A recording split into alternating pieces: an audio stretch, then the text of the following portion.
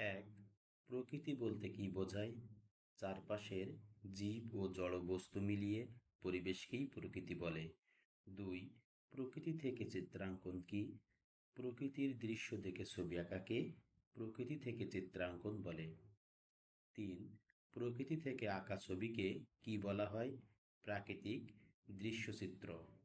চার, প্রকৃতি থেকে আঁকার সময় কোন বিষয়টি লক্ষ্য রাখতে হয়?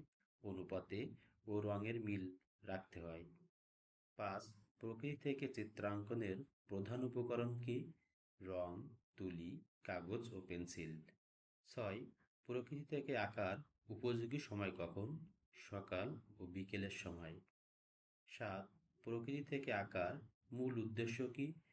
প্রকৃতির সৌন্দর্য অনুধাবন ও তা প্রকাশ করা। আট, প্রকৃতিতে রঙের ভিন্নতা কেন হয়? আলো ও ছায়ার কারণে। নয়, গাছ, ফুল, পাখি, নদী ইত্যাদি কিসের অন্তর্গত? প্রকৃতির উপাদান। 10, চিত্রাঙ্কনে প্রকৃতির ভূমিকা কি? অনুপ্রেরণার উৎস।